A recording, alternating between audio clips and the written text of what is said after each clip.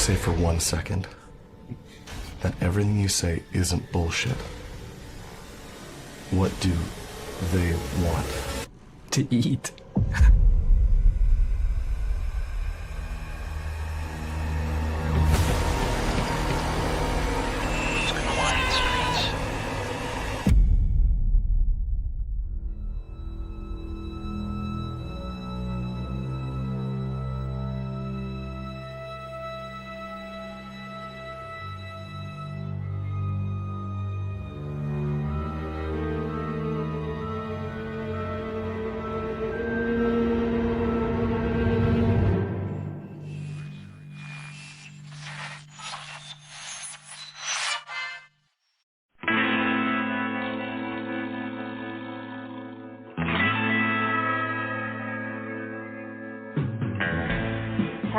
Oli, Pop Rock Radio.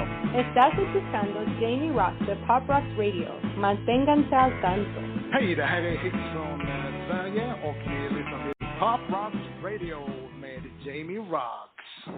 Hey everybody, welcome to the show. This is the Pop Roxx Radio Talk Show. I'm your host, pop art painter Jamie Roxx, and this is the big show coming to you live. It's not live when you're watching it, but it's live right now from my studio here in South Florida. I've got two fantastic guests on tonight. We are back.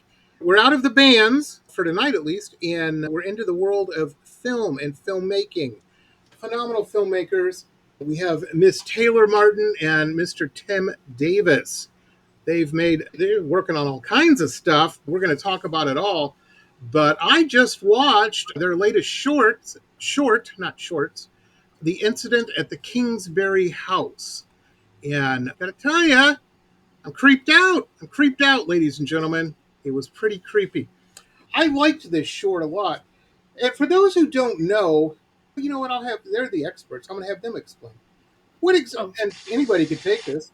For those people who are not in the biz, they may be not aware, what constitutes a short in filmmaking? Tim?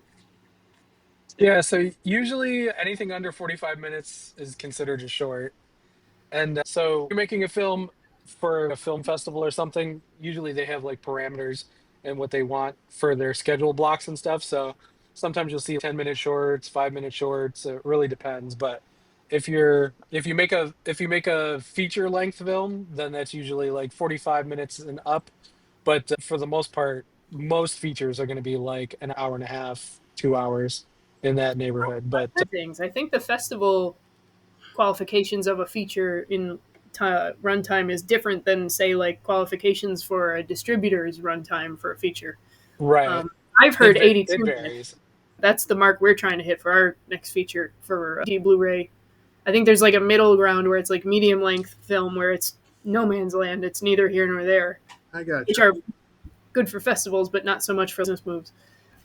The great thing I think that shorts, and correct me if I'm wrong, because it's entirely possible that I am. I'm not in the film business, but to me, it seems like it's a great way to advertise, to show your work. Just like an artist, like I would take a portfolio sometimes. The gallery would say, hey, we'd like to have you in here. Can we see your portfolio? First thing they want to know. We like what we've seen. That's why we're talking. But what's your range? What can you do? Right. And I would add to that, in my own life, whenever I've done a business deal of any type, not just creative, but anything, I have two qualifiers when I'm considering doing business with somebody, especially if there's money involved: ability and intent. Do they have the ability to do what they're saying and accomplish whatever they're setting out to do? And do they have the intent to follow through with it? What's their track record? What have they done? Did they start stuff and then stop halfway? If the answer is yes on that, I'm really not interested in wasting my time and money. Mm-hmm. But I think a short really would show someone, producers, I guess they don't really call them investors, but in the film business, producers, and that you guys got the chops. You know what you're doing. You've made all these shorts. You're doing this. People can see.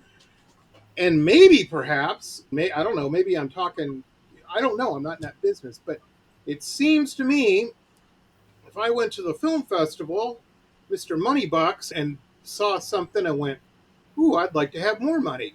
Let's make that short into a feature. That's fantastic. The idea of it, the concept of it. Maybe that happens. I don't know. Maybe not. Sometimes I think it depends on the festival. We got picked up as a team for freelance for our first features together. Tim's been a filmmaker long before me, but we got picked up because of our shorts, and now we have features and are linked with Simon. Tim shot and cut Silent Bite. Oh, okay. Yeah, and now we're doing the next one, Saturday Bite Fever, and from what I hear, it's meant to be a trilogy, so I think we got a third one coming at some point. Nice. But yeah, we have a very extensive profile. I feel like we can do any genre, and it definitely is. It's nice because like you can shoot it in a weekend. It feels very achievable. It feels a bit more instant gratification, and it's definitely worked for us in the way that you're describing. This has done exactly that. As long as we're putting out quality content consistently, we've gotten very lucky in that regard with our team and what we've been able to do. And I think our specialty, and then what sold us on people buying into us, was that we can tell stories very immersively with such little resources that it's okay. What can you do with a 100-page script instead of a 10-page script? And I think we can do the exact same thing. It's amazing. And the films, like I said, I just watched The Incident at the Kingsbury house last night. And I should have watched it over the weekend. Things happened. I got busy. I wore my alien shirt of this movie. I got to tell you, here's the thing. This painting I got behind me, called It Was Just a Dream, wasn't it? I got inspired. I was flipping through YouTube, as one does.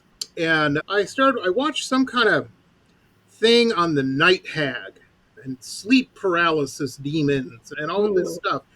And I got inspired. I was researching. I had the idea of doing something in that vein, but I wanted to find out more because I didn't know much about it. And so, incidentally, I learned a lot. I did a deep dive into sleep paralysis demons and the like. And it reminded me, when I was in college, I knew an older lady, and she was like, man, I'm worried about you. You watch all these ghost shows and stuff. If you have that stuff around, that stuff's going to happen to you. And she was an elder lady, and she meant well, and God bless her and all that. But I didn't pay much mind to it. After I did and this could probably be a very simple psychological reason, is I'm watching all these videos on sleep paralysis demons and the night hags and stuff, and I'm focused on that several hours a day for a couple days, and I started having terrible dreams. They started showing up in my dream, and I'm like, oh my God, the old lady was right. I've called this stuff to me. This is no good.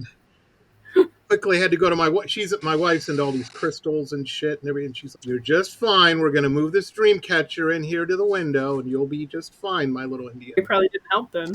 Yeah, no, when I was watching it, I didn't realize it was, but I don't know. Couldn't remember thinking back on it. Did they mention abduction before the reveal of the alien, or was that after? Because I didn't know if that alien was an alien or a demon coming in there. The makeup was fantastic. I don't want to ruin this for anybody. I want people to see it. I don't want to spoil anything. The demon's good, folks. The demon is good. Maybe I should have watched Kingsbury last night. I'm trying to remember. I think we wrote it that it's very alluding in some of the dialogue, and you slowly piece it together scene by scene. I know one of our mains mentions that no medication in the world is going to help what happened to him. Right. Yeah. It's left kind of a mystery before you see the creature. Yeah. We met them. Because I see the poster. The poster, you're like, it's a ghoul. It's spooky in the night. I don't know what it is, but I don't want it looking in my window at me when I'm walking by the window. It doesn't look good. And it certainly didn't in the movie. It looked great. It didn't look good coming to the bedroom door. I don't want to spoil anything. But I'm saying it messed me up, is what I'm saying. And I thought about it afterwards, still thinking about it. And I know we're in different art worlds and whatnot, but to me, that's damn good art. When it sticks with you, I'm like, that's my dream, is to paint something that sticks with somebody or connects, or whether it be positive or negative. It doesn't matter. But I was very impressed with this short. I wanted more. I will do not a review, but a critique. Let me call it up here because I don't remember his name. Yeah. Arthur Kingsbury was one of the most off-putting characters I've ever seen. I wanted to smack him across the face. That's good work. He's everybody's older brother. He's the embodiment of dismissive of mental health. Yes, exactly. Exactly. But I was watching that, I'm thinking, I bet that guy drives his truck around with a flag in the back.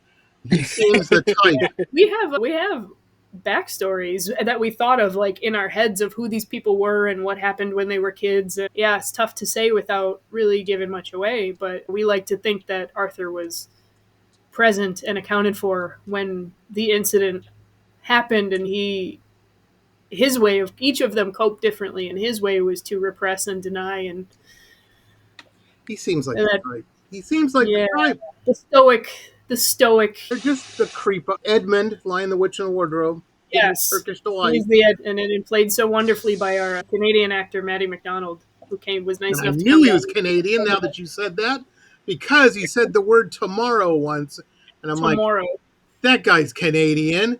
He's not he gave it from away. upstate New York. He might Yeah, be. he lives an hour from us, and he sounds so different. Yep. Telling you.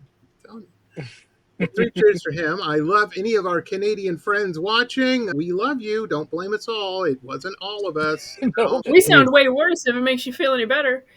I'm telling you. People ask me, like, where I live. They're like, what's it like down there? I'm like, you have to understand, Mar-a-Lago is 20 minutes away from me right now at this instant. I'm worried. 80 degrees here. How hot is it by you? Oh, it's been stormy the last couple days. Stormy. I don't know. The weather control machines are off or something. Why are they? You would think it would be perfect here all the time. It's not. Anyway, this was a fantastic film. I have made friends in doing the show over the years. Believe it or not, about once a month, I will have I'm into this stuff, man. I like UFOs and that kind of thing. My wife's into ghosts and killer shows. I'm like, what is it, before and after? Because every show is some guy getting poisoned by his wife, and then it's ghost shows. And they never find. They're like, what was that? I'm like, the breeze, the wind, maybe. Come on. No, I heard a creak. Yeah, you're walking in an old house. What do you think? Anyhow, but I can't say nothing because I have all these weirdo UFO friends, and I sent a bunch of them the teaser tonight or last night after I watched it. I'm like, I'm not going to give any spoilers away, but I think you might dig this film. Here's the teaser for it. Ooh. Everybody, they're like, we know, Jamie, you have the full thing and you won't share. I said, no, I can't. It's a sacred covenant. Right. Coven. That's a different movie. The sacred thing I have with my filmmaker guests. No, you don't leak anything. That's how you don't have any guests next time. Are you kidding me? Yeah, Tim's the UFO guy. I think we got through a lot of that film because he was the expert on all things strange. And I think the pep in his step when he was writing this one was unmistakable. He's like, finally, my time to shine. Yeah. Yeah, when we were actually writing this, we were discussing like the backstories and like the things that like lead to it, and a lot of it was like Taylor when she writes really good characters, and then I was technically checking what was happening as far as like how the things progress because I'm into the UFOs and the hauntings and the spooky shit, and so we were discussing it, and I wanted to put as many of the uh I guess UFO tropes or like the things that people have said that they've experienced, like losses of time, or like they're in the same room with other people and nobody else experienced anything, and so like those types of things that where people are like, oh, radio interference and strange lights and everything. So I just loaded it up with those things to give a nod to the people that have, I guess, if they've been abducted, that's what they talk about, and they're like, and it also goes with the creature too, where we left it ambiguous of what exactly the creature is, because a lot of abductees will say that they show themselves in different forms. Like it's not always like the bug-eyed gray aliens or whatever. Sometimes they'll see like they'll remember like an owl or like a demon, and I think a lot of it has to do with like their own religious leanings or what they believe in too, what it seems to show itself as. And so we just kind of leaned into that, where we didn't lean into religion so much, but maybe in their own heads or in their backstory, they were Mythologies. more religious or something like Mhm. that. So it manifested less as like a bug-eyed alien and more of a like a demon-looking creature or something. Tim, it got me. It got Yeah. me. I did not realize until, and again, I'm not going to give specific spoilers away, folks. This is all public information I'm referencing here. I was looking at the IMDb page after I watched it. I did not know that the alien creature was portrayed by a dude. So that is our very good friend Mike Raish. He is, I think, one of the most eccentric and incredibly talented, diverse people you could ever meet. And if you liked him in this, and if you want to see him in something even crazier, you have to watch our movie The Six. It's 20 minutes long. We made it, I think, 2 years ago. He's the really wild host of this sadistic game show. And he's so iconic, it's unbelievable. But for this one, he's already bald, but he shaved his entire body and sat in makeup for 5 hours. Wow. It looked amazing. It looked It was amazing. like a I thought team it of was a 4 people girl. building. I thought he was a gal. But he's probably cool like David Bowie, who probably got that all the time anyway. You know what I mean? Yeah. And, He's used to like performance art. He yeah. definitely took physical direction very well. I remember sitting in this dark room because to light we used flashlights and things in this spooky setting, and I remember sitting next to Tim and I'm like, okay, lock in. And then I remember Mike getting into position basically and telling him like at least 10 steps to where I wanted him to hit the mark, which was jut out your elbow, curl your index finger only, do this. And by the time I got to 10 and the last move he hit, you could just hear the entire crew in the room go, ooh. Yeah. So we knew. He's an amazing character actor. Yeah, He's basically our team's Doug Jones. We put him yeah. in Nice. like these characters and he makes it his own. You could write Mhm. what you want, but he ends up making the character whatever it is. And it's all him. Like Oh, it's you can't amazing. write what he does. But it's good. It's good to know people, and that's I try to tell people. I don't care. Times have. This is 2025. Even this conversation we're having 10 years ago probably wouldn't be happening easily like this. Knock on wood. I don't want it to screw up. We're still at that level, folks, even with expensive software and whatnot. But no matter where it used to be when I was a kid in my world of painting and whatnot, you had to go to New York. You had to go to New York or LA. That's where you had to be. That's where the galleries were. That's where rich people were hanging out that would buy your whatever it is you're doing. But it's interesting now. We live in an age where you can do cool stuff. Every little area of the country, I know a couple filmmakers at. And they know all the local filmmakers there, and there's a whole community. And it seems, I think of Taylor when I think of upstate New York. Now I'm going to think of Tim as well. And they're doing stuff, folks. They're not talking about doing things. They're doing, this is their gig. This is what they do. This is their thing. And it shows in the work. Even with these shorts and stuff, that did not look like that was, and maybe it was. I don't know. But as an audience member, this looked like you guys had dollies and at least one of those megaphone things that you talk through. Maybe one of those lenses you look like in the old movies. The directors would always have those. Some Oh, we most jockers, certainly did maybe. have a dollar. You're correct. Yeah, this looked. It was probably a $10,000 camera you guys were using or something, but it looked like it was shot on one. This didn't look like a soap opera. This didn't look like somebody's garage or whatnot. Even the Well, thank. house was creepy. I don't know what. Oh, Yeah, they walk into the house. This isn't a spoiler, anybody, because I don't think it has any meaning other than some weird filmmaker esoteric thing. There's a rabbit skin next to the door when they walk in on the wall there, and I'm like, and there's I think two or three brooms directly underneath it. I'm going, wait, is this witchcraft stuff here? Why do they have a rabbit pelt in the yeah. brooms? And I spent 10 minutes. What could that symbolize? And I felt like I was in art school again, trying to figure out a painting. It was amazing. It was filmed mechanically. It looked amazing. This looked like something Hollywood people roll in with semi trucks and make happen and stuff. Oh, that gave me chills. I'm just I saying. love I love when people notice our production value. I think we don't we strive not to miss. So if you have a beautiful looking film, it doesn't really matter if you have a crappy sounding film, and vice versa, and all these things. It doesn't matter if the actors give a performance of a lifetime if you're shooting them all in wides and don't know how to shoot them. And if one little thing is off balance, we don't get that compliment. So it's just a huge credit to the Nox Luna team. And we have people that have been with us for years and new people all the time, and all the cast and crew. We made that film in 2 days, and I think that was our most solid production to date. Tim and I are getting very good at our shorthand and shooting to edit and the way we want to storytell. And we've always been known for our set design and our immersive worlds that we build, and we're getting very lucky with the locations we get. Shout out to Forsyth Tavern, that place. We've shot 3 films there in a row, and they're like a historical landmark, and that's why it looks so old and dusty and beautiful. And usually we'll get a location first, and then we'll draw inspiration right around it. Okay, what story could we tell here? We don't usually do it the other way around. We try to find somebody that'll work with us, and then we write our stories that way. That's got to save time and money too, because you don't just get a 2025 house and say, okay, we need to make this look like 1990 or something. I mean, for all intents and purposes, it was a bit of a period piece. Yeah. Even though it was told today. That they were going back for the first. Yeah. I don't want to give anything away. I want everybody to watch this.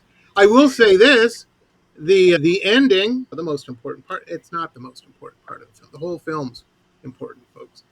I loved the ending, and yes, I wanted more, but I appreciated the message of what was said by going with that ending, and I'm like, and it couldn't have happened to a better guy. I did not like that character. The actor's probably great. That's the point. He's probably fantastic. I just did not. I was trying to think of a character in a movie I loathed more. And there's been a bunch, of course. I've been rewatching the original because everybody's talking about Superman all week. So I've been watching the Christopher Reeve one because I'm not spending $25 to watch it at home, the new Superman, or $24, how much it is. But yeah, the Superman's free, I think, on Paramount or Peacock or something. Anyway, I've been watching that, and I was thinking about after watching your guys' film, I'm like, you know what? I dislike this guy more than I disliked Lex Luthor. Even when he pushes the guy in front of the train. He's hard to watch. You look at his pad, you're like, yeah, it's all right. He's got a swimming pool. He's got a minion. He's not like a... has redeeming qualities as a villain. He's, for all intents and purposes, the villain of the film. But I would say... the moral of the story is don't be a dick, or you're going to end up alone. Yeah. And that's so relatable. It seems like every Facebook post I make today it's trying to convey that message, and you did it so elegantly. I love Thank you. I think Tim and I have really learned how to sucker punch the audience in a way that double twists you, brings you in, and leaves you completely either stunned or just... We want people to feel something, and usually we want them to feel gross. I don't know why. Yeah. It seems to be a trend with us where we get you super unsuspecting and then leave you with something you don't expect, and then I don't know how to get out of this feeling. That's tough. I can't believe I can't think of the name of the movie. Bruce Willis, the I See Dead People twist. Sixth Sense? Sixth Sense. There it is. Yeah, that was like the birth. It would have sucked without that twist. You know what I mean? Mm-hmm. It would have been like, yay, he connected with his mom. Only moms would have liked that. Paved the way. You know what I mean? But the rest of that, oh my God. Me and my wife watched that. I could feel her looking at me going, would you come back as a ghost? Would you be concerned about how I felt? And I'm like, I'm not in the movie. What are you looking at me It's like such that? a would you still love me if I was a worm question. Yeah. Exactly. You don't win sometimes. Anyway, now you guys, Silent Bite. I had you on the show before, Taylor, and I didn't know, Tim, you worked on this. This is phenomenal. One of my favorite... I have been saying this for years. A couple things. I tell all my musician friends, all the guys and gals I know in bands, I'm like, listen to Europe's The Final Countdown. Spend a week, write a song that they can play at sporting events because you'll get paid every time they do. You need to knock something like that out, just so you have some money, passive income coming in. And I tell all of my filmmakers, I'm like, make a holiday film. It doesn't have to be the Hallmark theme. Do what you do, but put a holiday twist on it. Because people, I am telling you, this is another reason I want to have Christmas at our house instead of going to my wife's family's house. Because I want to put on Silent Bite. Oh, let's put on. And they're expecting the Hallmark movie. That's what they think it's going to be. No, it's vampires and a Canadian abandoned and bank robbers. How could I was talking to Simon and I'm like, how can I not like this? Have you seen my art? That's all it is. It's crime, vampires, and bank robbers. These It are was fun. It was a fun premise. Yeah, and now you're telling me you're doing a disco one, and I saw the poster you sent. I don't know if I can share these posters or whatnot. Yeah, of course. Okay, we'll throw them. Everybody, here's the poster. Check this out.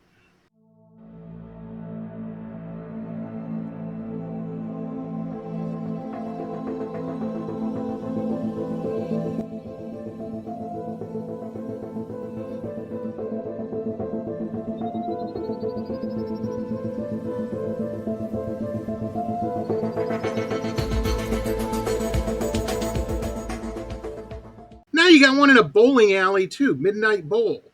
Oh, that's ours. Yep, that's Tim and I's original original feature film. We just shot the proof of concept. I love the disco theme. Now see, I'm looking at the Kingsbury poster. Yeah, it's an alien. It's man, their planet must be weird. Tim, your alien is about as warm and ET fuzzy as the xenomorph. Jeez Louise. Imagine you get I'm pretty sure like, that if this is the alien that's going to be probing me. I don't know. If Mike were properly inspired, I'm sure he could spit acid if he needed to. Yeah. Like the xenomorph.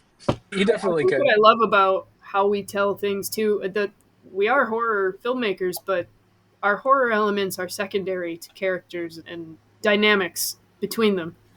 And so the horror elements are subtly built in the entire time, and then the payoffs are not huge, massive ticket items most of the time for us. They're layered in such a way that's like just enough. It's not like we want you to want to see more of it. We want you have just a little taste.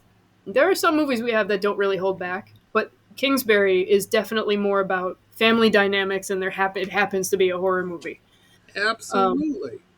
Elements of the Shining in there, like the father to son thing in The Shining, and then you got the sibling thing in this. It's very, are the majority of the audience going to miss those little attributes? Perhaps they would in any movie. You know what I mean?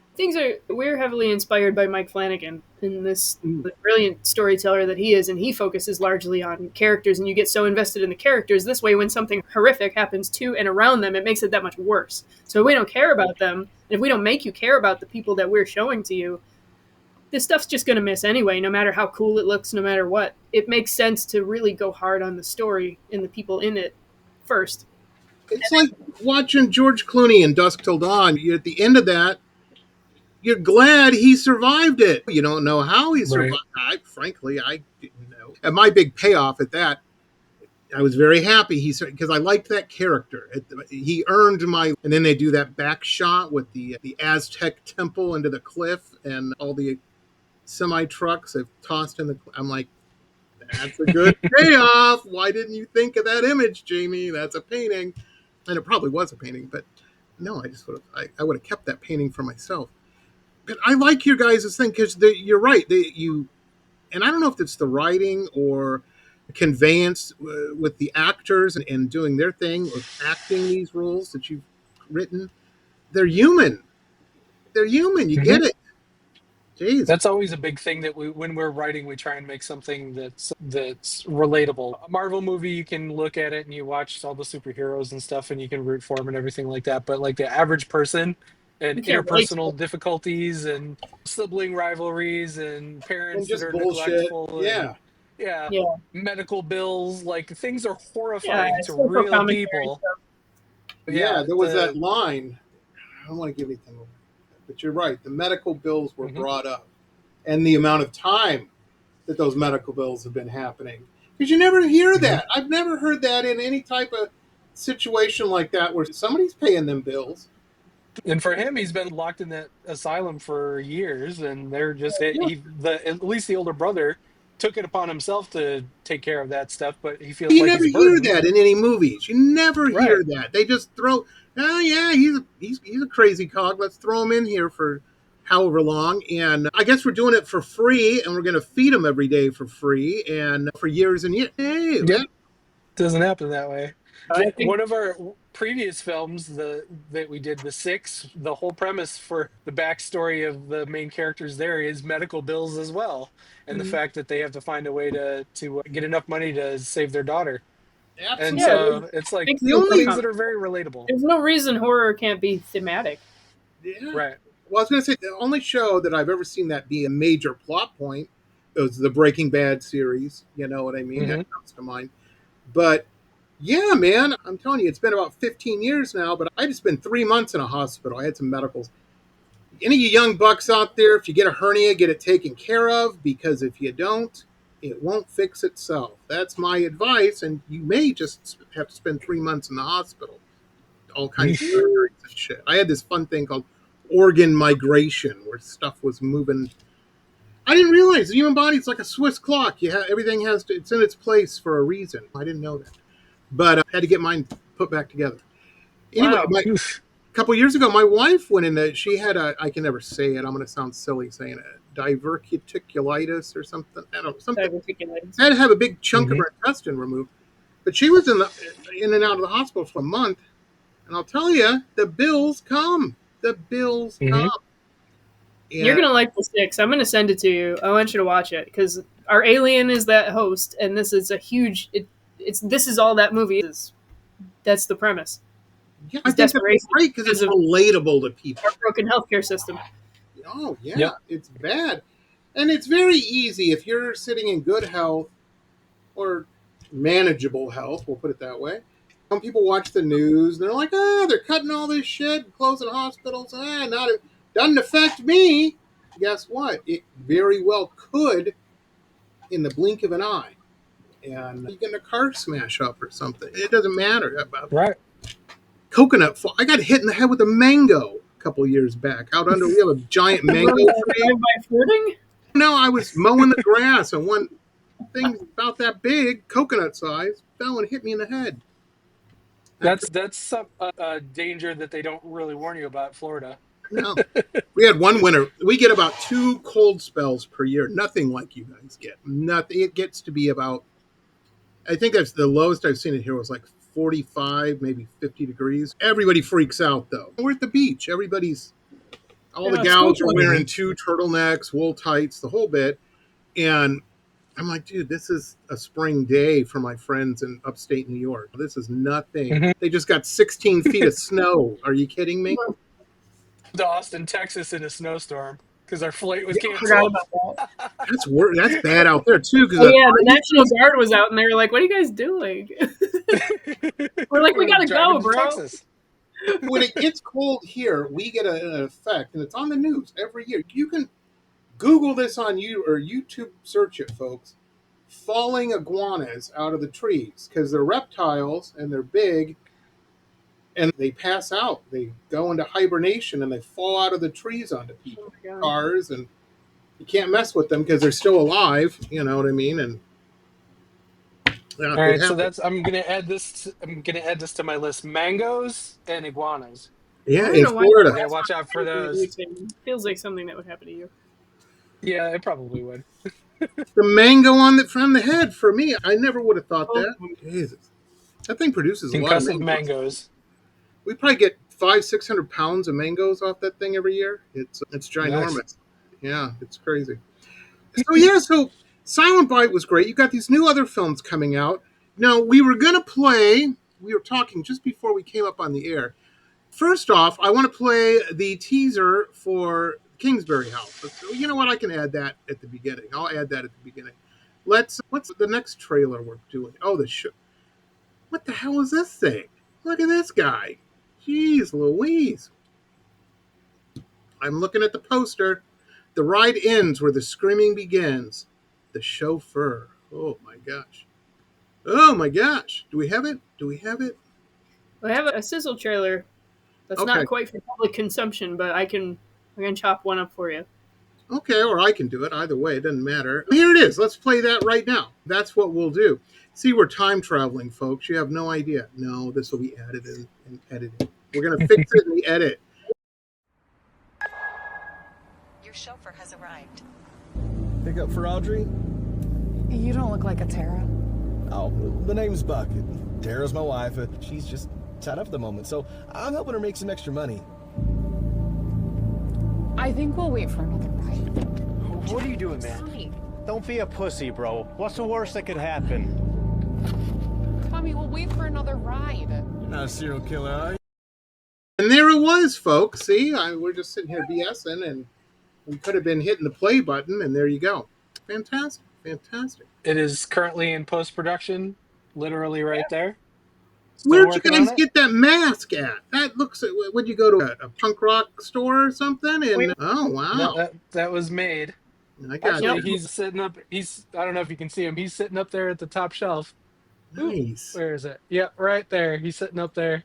nice. Oh, We have a very, very talented and unique art department. The person that made that, Chris, actually has made our Midnight Bowl villains one of his key component looks. This gentleman happens to have a bowling pin for an arm, an amputated arm, so he built that too, and it's outstanding. That's fantastic. Let me ask you from a business point of view. Now we're talking about Nox Luna Films. That's your production company. I think that's the right title. I could be wrong on that. Forgive me if I am. But say somebody wants to make a movie, and so they contact Nox Luna Films and see if you're interested in whatever particular project. Now, does that include, obviously, the both of you guys and the cool guy in the art department and actors or this? They can really come to you with an idea and you guys handle the whole thing, right? right. We can. We work on a range. So when Simon comes to us, he has a lot of his cast and locations and things already in mind. If he needs our help, great. We collabed a little more for the next one, Saturday Bite Fever. I was able to bring some Buffalonians into the mix and some new crew and things, and that was great. For the chauffeur, we were also freelanced, and that one, yet again, was a gentleman named Dominic's script that he brought to us, and he allowed us to collab, and that's our crew. I put out the casting call. We collabed on the choices made, and also we take into consideration things politically and socially too when we make decisions, and I think we're doing pretty well for ourselves. But yeah, we're available for hire. We make our own stuff, but we also can make your stuff. That's amazing. We want to be put to work. It reminds me of when I got married. When we got married, I had no idea, because I had never done a real wedding. But I'd been married before, but I wasn't involved. It was my ex-wife and her mom. Those two should have been getting married because they did it all. Anyhow, this time around, I was more involved, and I was shocked and amazed. We found the great venue. How much money can you spend in a day? But anyway, we found this great venue, and they started giving us lists. They're like, these are the caterers you can use because we've worked with them before. These are the blah, blah, blah we would prefer, and blah, blah, blah. And there was all these conditions and all this, just a bunch of nonsense. And I'm not a nonsense kind of guy. And our caterer, she could see that I think he's going to have an aneurysm. He's got this vein that keeps pulsating at the side of his face here. And she goes, we do have a package where we handle all this stuff. We pick out the chairs. We pick out the plate. They have some term. I can't remember what the term is. The charger plate. What the hell that means. But all this stuff, all this minutia, and they handled it all. Yes, the check, you had to write a little bit. You had to pay for that service. You know what I mean? But what a relief. What a relief. I can imagine if I was in the market to make anything on film, a music video, a commercial for my insurance company, whatever, a horror film, whatever, a dramatic film. What a joy I didn't even know that was a thing where you could hire a production company and they would come in and, yeah, we got this. Yeah. Rest your Yeah, I mean, we're made up of a bunch of freelancers. Tim owns Nox Luna, and I think it's really choose your own adventure, choose your level of involvement with us. Like, I go off and act in my own things sometimes. Tim shoots commercial work, he shoots music videos, he edits a million things. But when we do cinema, That's where we come together. That's awesome. Look at My that cat. Yeah. What a pretty kitty. What a pretty kitty. What's that kitty's name? Millie. Millie. Millie, you're a TV You're a star. star, Millie. She's going to turn into a YouTube influencer. Watch out. Yes. She'll get a beard, start wearing plaid shirts, tell The them Meow how they're Mix wrong. spokesperson. Wait, Tim, I think you can touch a little more on how that works and why we're technically available for hire. It does seem a little strange, but I think it's maybe cool. maybe not many people know that. Smart. Yeah. When it comes to filmmaking, you basically take whatever opportunities that either interest you or that you need to do to survive or that you have a passing interest in. And so sometimes you'll work like I might be DPing and shooting and editing something. And then the next week I might be like just doing like general production work or art department on somebody else's film, and I'll freelance doing that stuff. So we all bounce around, and it's not as a rigid of a structure as you would get in like the corporate world. So I gotcha. we're all either helping each other out as filmmakers. We assemble a team of other people that are interested in it and they like to do it. So sometimes we'll work on each other's films doing different jobs, and then they'll freelance us to work and help write or direct or film it and edit it. So we all have different like jobs per se on each other's films. If like you were saying, like an insurance company said we want a commercial, we would put together our team that we know that we can get together and that we have enough of the crew that we've worked with before to be able to do it. If they want to be hands off and they just want to say, here's what we need for the commercial, here's the general outline, you write it, shoot it, edit it, cast We'll it. approve it. We'll send you another check then. And So for that, it really varies per project. And we've got some corporate videos that we do. We've got some people that are on, some clients that are on retainer that they'll do, 5 or 6 sessions a year. And then I've got 70 or 80 videos that I have to edit for them over the course of a year that are short videos. And that's just always going in the background and in between all of the short films that we do, either for ourselves or for clients. And then we do the feature films and pretty much anything else that people want us to point a camera at. and that's a great point. Oh, go ahead. I didn't mean to overtalk. No. I was just going to say that I think Tim and I are best friends and now business partners, more or less, or we're just on this journey together. And I think what makes it so great is that no matter where we go, like in opposite directions, we always come back to this central piece of our lives, which is collaboration between he and I. And I trust him implicitly. And I think we have a shorthand that really nobody else can match. And the even better part is that I don't ever want to do what he does, and he doesn't care about anything that I do as far as a director, producer, and I don't care about the cameras and editing and the technical stuff. So we never step on each other's toes, really.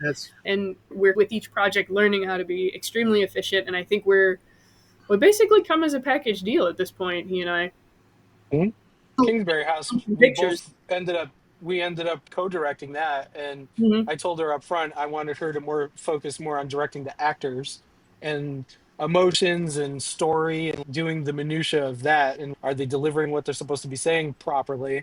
And I wanted to direct more of the technicals, like the lighting and making sure that when they're moving through the scene that it looks technically correct. And so it's like we're directing, but for two different things. Also, I'm director of photography, which does the overall look of the film and like the more technical part. But I know she's really good at directing actors to get a feel out of it, where an actor might walk into a room and not have quite a full understanding of why they're saying the line that they're saying, and she can fill them in. She has a good way of filling people in and giving them like a backstory for what it is that they're supposed to be conveying, even if the audience never knows what that backstory is. But you could walk into a room and say, come on, let's go. And it's okay, you can say that a million different ways. What's the emotion behind it? Come on, let's go, we're excited, we're going to go on a road trip, or come on, let's go, we're going to take the dog to have him put down. Like, those are two different feelings. And if you don't have a good director to be able to be like, okay, this is what you're supposed to be feeling when you say those words, then a lot of things fall flat. And we've had phenomenal actors, and they understand the language of that emotion and being able to give the audience enough information about what they're feeling to be able to carry the story along. Yeah, Yeah, props to the Kingsbury actors for sure. Sam Qualiana, Erica Frace, Maddie McDonald, Mike Raish, and then our voiceover Chad Ridgely. Always a pleasure to work with. He was a voiceover radio voice in Silent Bite too. nice.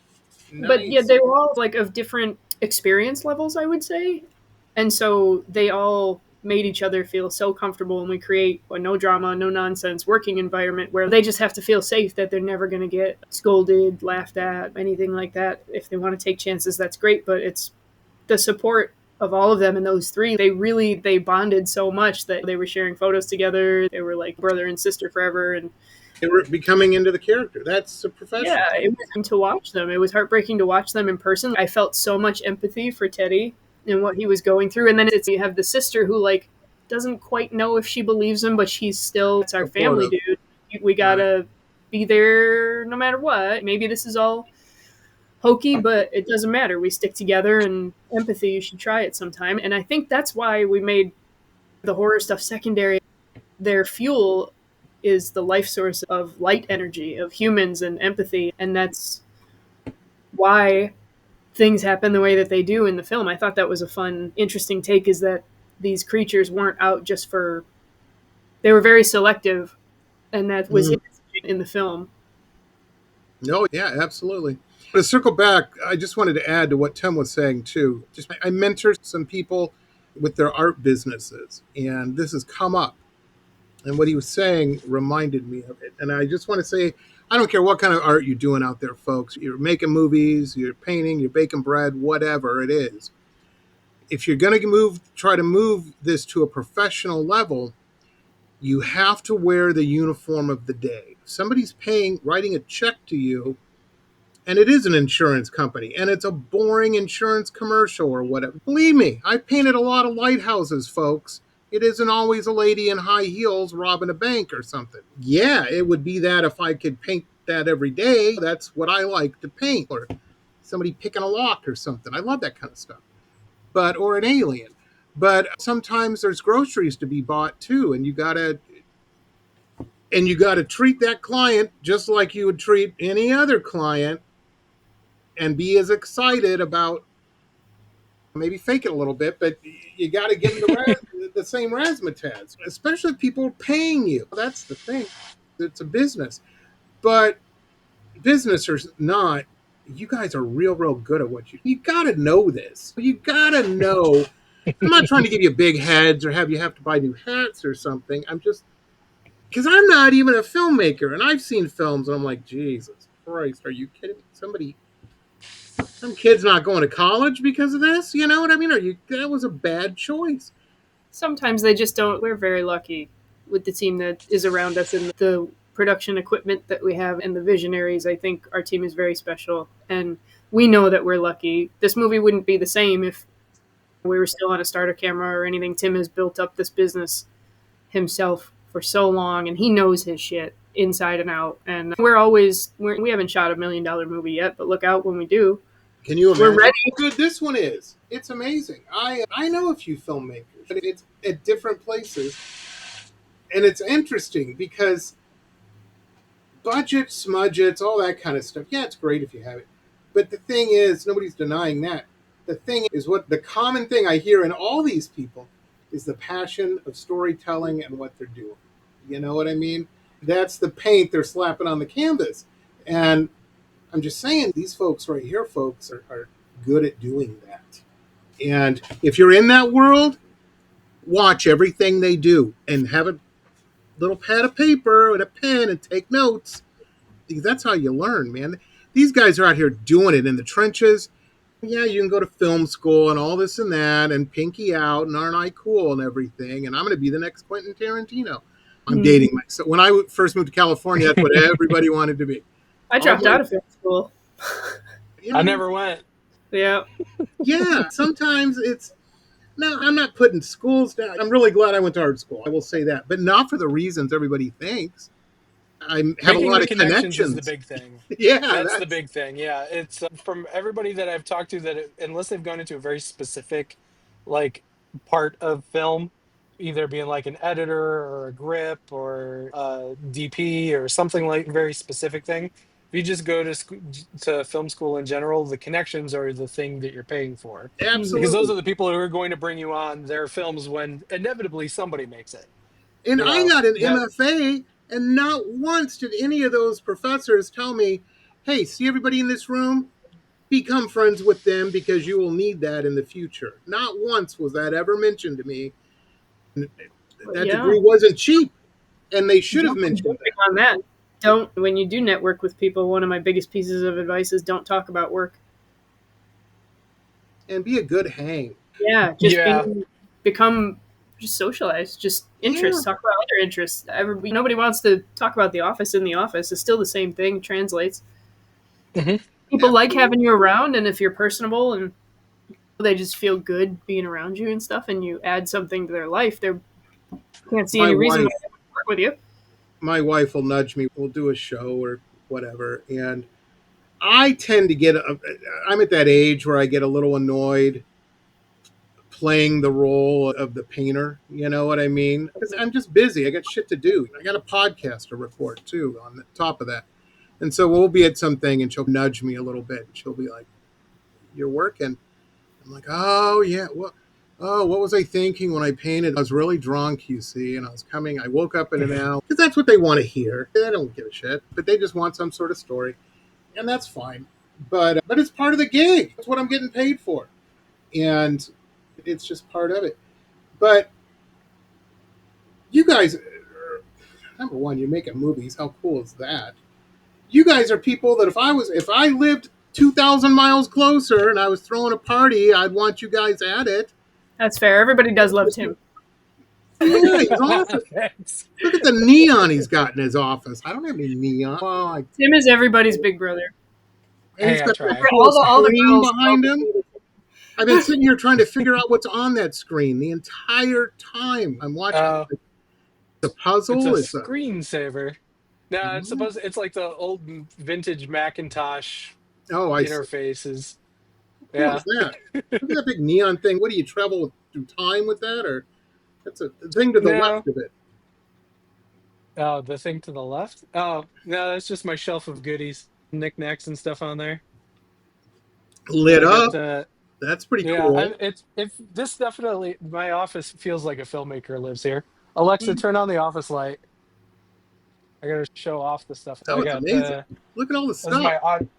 this is my audio workstation for doing music, which I'm not talented in at all, but sometimes I have to.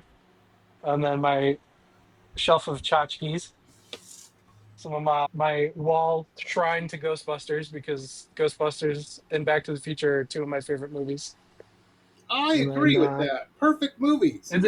they're amazing. And then I got my wall of miscellaneous props and stuff from the films that we've done. This was from Midnight Bowl, which we just shot the proof of concept for. And I got the stuff from Chauffeur. I didn't shoot Star Wars though, but it's up there.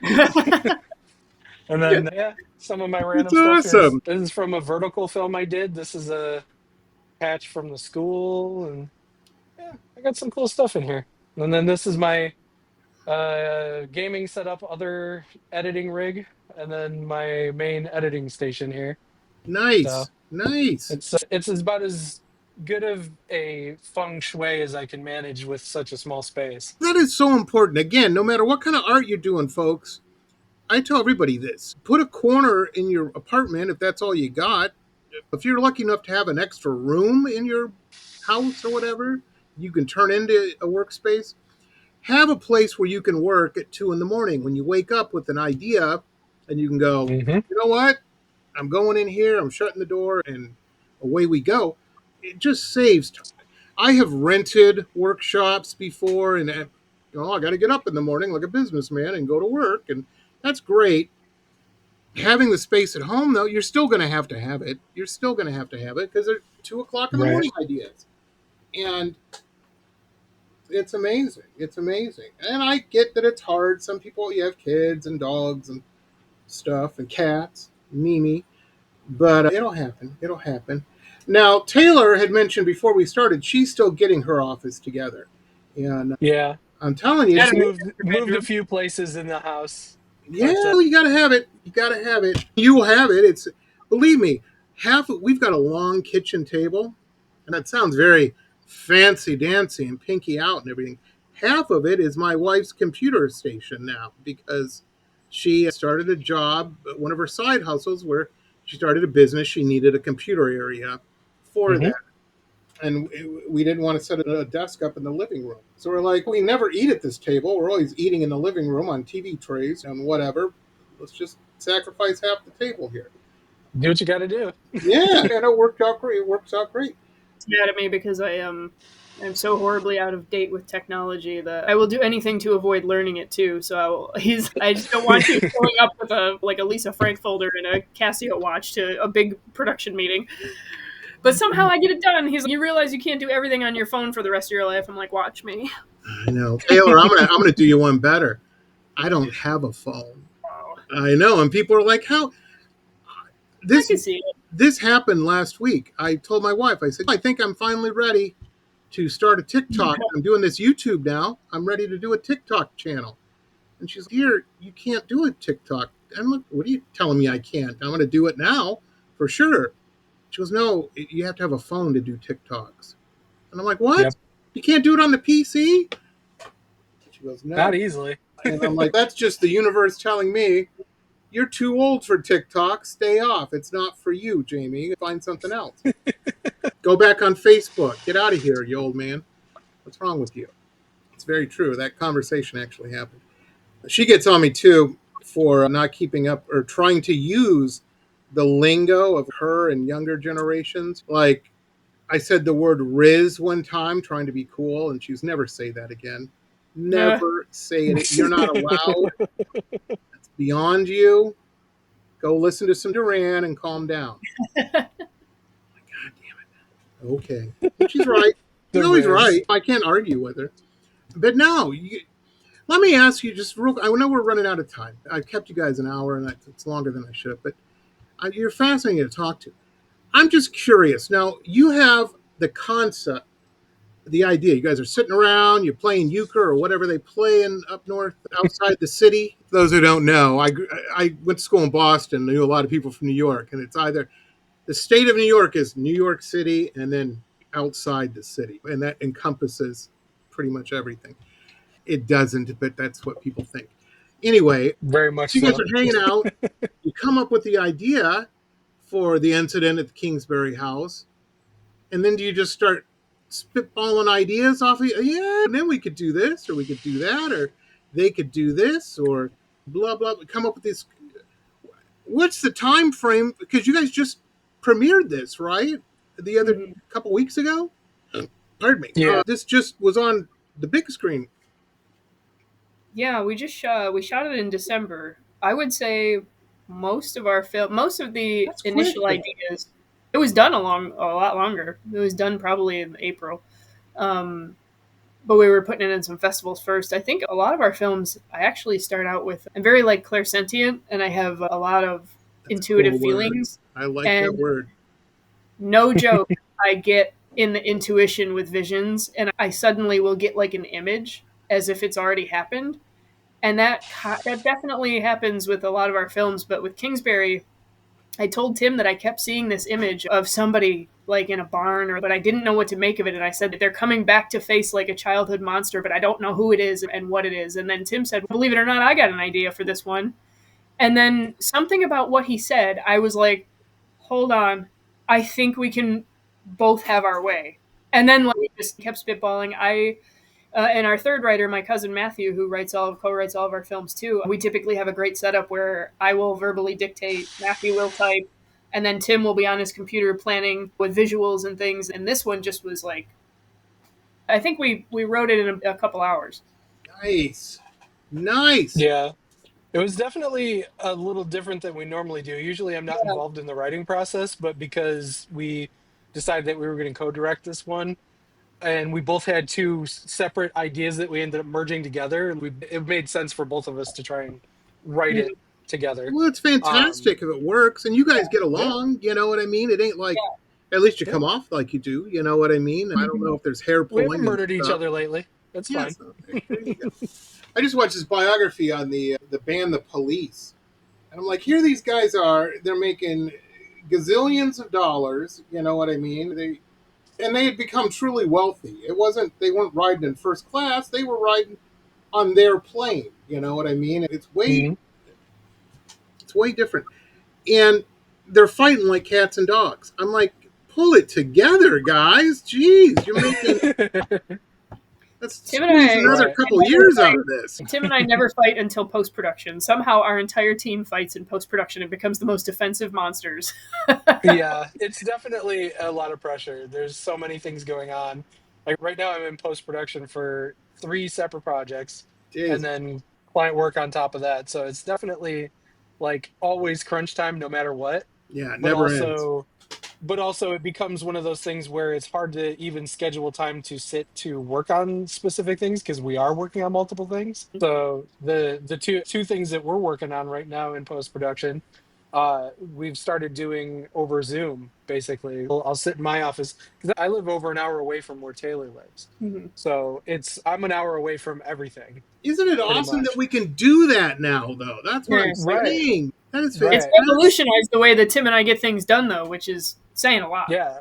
Yeah, because most of Absolutely. the time it was like scheduling out an entire day where she plans out what she's doing and then she has to make the trek to me or I have to make the trek out to her.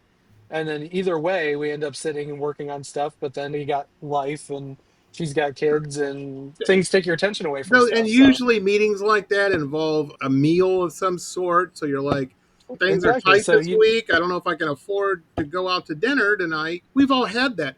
And the thing is now, what's great is, and everybody bitches about technology, and I agree. People are on their screen, and yes, we've all found out one of our aunts is a little racist. We didn't need to know that, but very thanks, true. Facebook.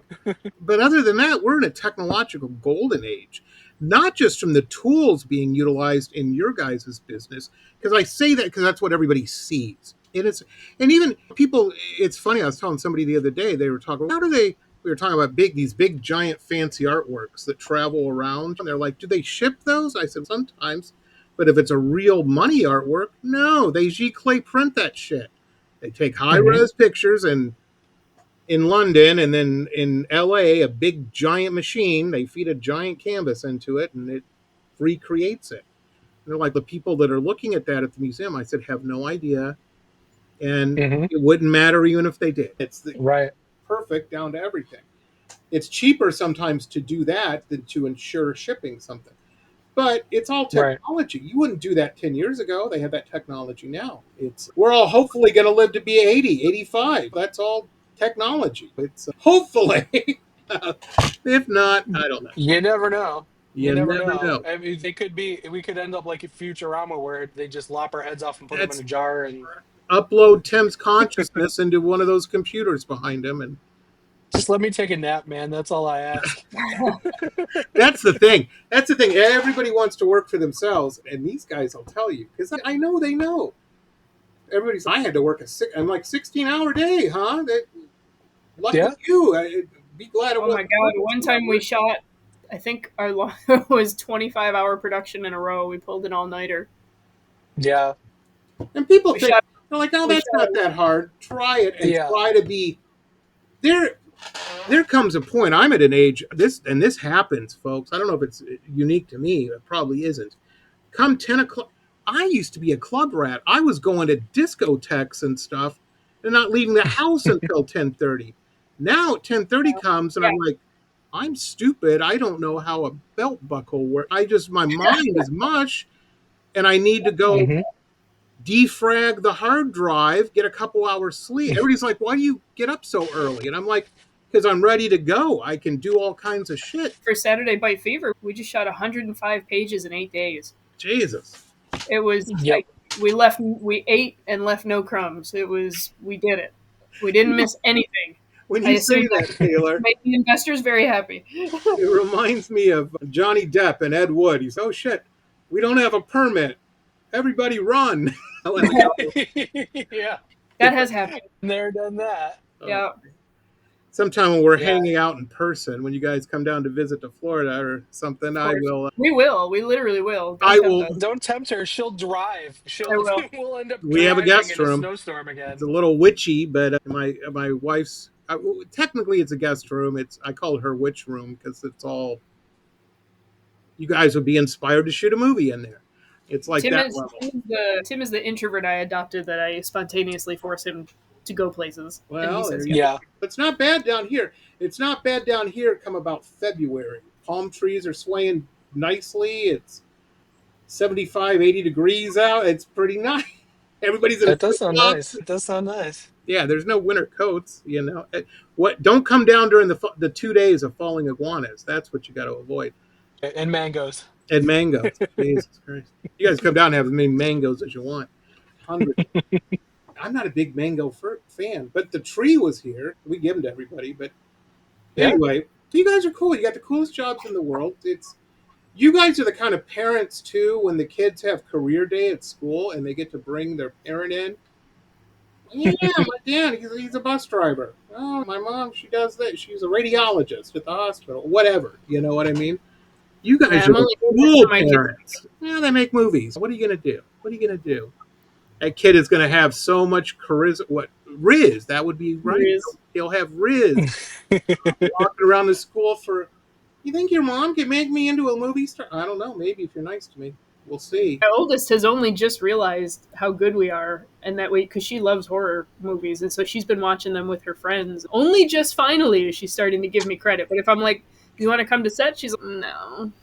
Yeah. Cool stuff. And it's a cool. There's going to be cool stuff. A horror movie, yeah, it's way better than a Hallmark movie. I'm not putting anybody's movie. All art is subjective. Everybody's into what they're into. Have fun with that if that floats your boat. Personally, it doesn't me. But I like a good horror movie once in a while. I'm not one of those horror people, though. I have friends that are.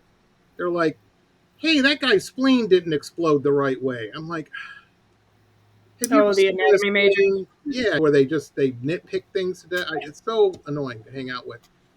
But no more so than going to a museum with me. You know what I mean? Because That's my wife when she watches like Grey's Anatomy or ER or something like that. Because her and I both used to be in medical, so we'll pick it apart. yeah. So we're like, that's not how a defib unit works.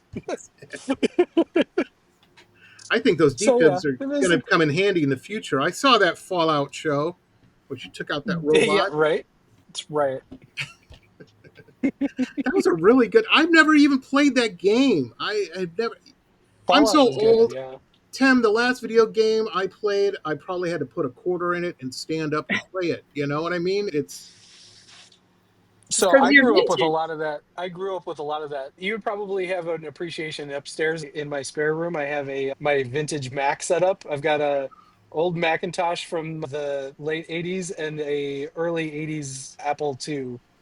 And both of them work, and both of them have Nice. been in several of our movies as props. I have a Nice. deep appreciation for vintage things. And because I grew up with a lot of that stuff. I was playing Wolfenstein on a 386. Nice. So, Yeah, there you go. Yep. There you go. No.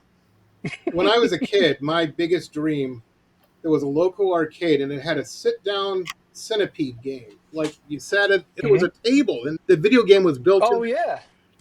And when I was a Yep. kid, I'm like, I don't care whoever I marry, this is going to be my kitchen, my dining table. Every meal will be eaten whilst we play centipede. It will happen. Oh, look at Yep. this cat. Ladies and Yep, gentlemen, it that's has not Oscar. happened. My wife has vetoed that idea. I don't even bring it up anymore. Now you just got to go to your local dive bar that has one of those, because that's where I've seen all of those. They have them in Cigarette burns those in it and everything. Yeah. Yep, exactly. Yep. Look at that cat. Your cat has the same color hair as you do, Taylor. What? He's orange. I have fluorescent lights on. That's why. That's a cool cat. This is Oscar. How many cats do you have, Taylor? 3. 3? Oh, that's not bad. That's not bad. No, Yeah, I like have one one, more. but she didn't want to be on screen. Am I single forever? The cat count, it's getting up there. yeah, that's not bad though. It's not bad. I would say 5 is probably the limit before your crazy cat lady. What? Exactly. We have 2. Can you do a poll? Can you do a poll with this video and be like, what is the ratio of crazy cat lady to cats? Tim, I don't know how to do it. I'm sure we can though. Give me an hour. I'd be very interested. Wait. figuring shit out. What if you meet someone that also has like the same amount of cats as you. Yeah, it's And like that's the Brady Bunch. Yeah. Then you have way too many cats. I have a good friend. We have this. We're really good friends. She's the baker in our little gang. She's really good at baking. So whenever there's a birthday party or anything like that, she shows up, and she makes those cakes like you see in cake competition shows on the TV. You're like, oh, I can taste the cinnamon and the blah blah blah. And then she makes those types of cakes, and they're all big and 8, 7 layers and stuff. And we got into it the other day on, I think it was Instagram or something, I can't remember. And she was, the hill she chose to die on, she's like, all cats should be indoor cats. There's no excuse for an outdoor cat. And blah, blah, blah. Really was reading everybody a ration of shit about it. And I sent her a video. I said, Disneyland has a whole 150 cats that they let loose every night to keep the mice out. Population down. Think about that. Yep. The irony of that Disney, right, whose whole brand is built around a mouse, there can only be one. Yeah, and then she apologized. But no, it's the way it is. Anyhow, guys, it's awesome. Keep doing what you're doing, and let's stay right in touch. And as soon as you get the next one ready for release, I want to hear about it. We'll have you guys back on, and we'll talk about it and talk about film and all, because there's crazy stuff going on. Crazy. If we had another hour, I would love to get your take, speaking of Disney and Marvel mishaps and whatnot that I'm seeing in the entertainment section of the newspaper. Jesus, guys, come on. Yeah, I think you'll love what we're going to do next. I think you'll really like Saturday Bite Fever. I think, unless we do something crazier in between, I think that's the next time we have a huge release coming. No, is Simon involved with that one as well? Yeah. Oh, awesome. Yeah, he wrote it and produced it, and it's the same. So this is a Cornetto trilogy where you use a lot of the same actors, but it's not quite a direct sequel, but it's the same universe. Did you see all the pictures he's posting? I guess he went to Japan or something, and he's got his, I can't remember. That's how I met him. I had him on for the Mickey Mouse horror movie. I can't remember the name of it. Yeah, Mousetrap. Mousetrap. Yeah, and there's all those like DVDs with the Japanese writing on it and stuff like. How cool is that? Yep. Yeah, he just went to Japan for that, and then I was in Japan at right around the same time. I think he just got back after I left. It was fun. I'm actually talking. So I bought a MacBook while I was there. I'm talking to you on my Japanese MacBook, which I still haven't gotten used to the keyboard yet. So that's fun. I got it. It was a really good deal, though. Simon's in that movie. He stars in it and wrote it, produced it. I will say that 20 years, 24 actually now. It's a weird place. It's definitely different. It's definitely different than it used to be. Oh, absolutely. And there's a lot more, maybe it's changed now, but when I was there was a lot more yellow aged computer tan colors I saw a lot of places. I was like, everything would be very like good, white rounded Eve the robot like it was on the outside of the building. There's a huge market for like vintage stuff there too, but it's super hard to buy the stuff now because people have gotten wise to the fact that it's collectible now. So then the prices have gone up on everything. You can't find a deal anymore. I gotcha. Taylor, we're gonna see you guys soon. Keep doing it, man. Thank you so much, Jamie, for having us on. We really appreciate it. Absolutely. And again, I know I said it last time you were on. I think it's so cool, especially. You don't have to be a guy. I know there's young women out there that want to be making movies. Here's somebody to watch. Here's one doing it, man. My biggest thing has always been you don't have to ask for permission. Yeah. Like there's a lot of people that are trying to get into film, but they're trying to get into film through other people and through other productions and stuff.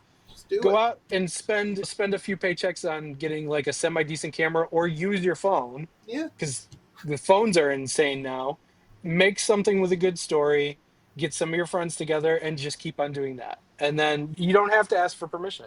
You just make the thing. Yeah, it's funny. There's been so many different businesses I've done in my life and this and that and deals and situations where I didn't quite know what I was doing.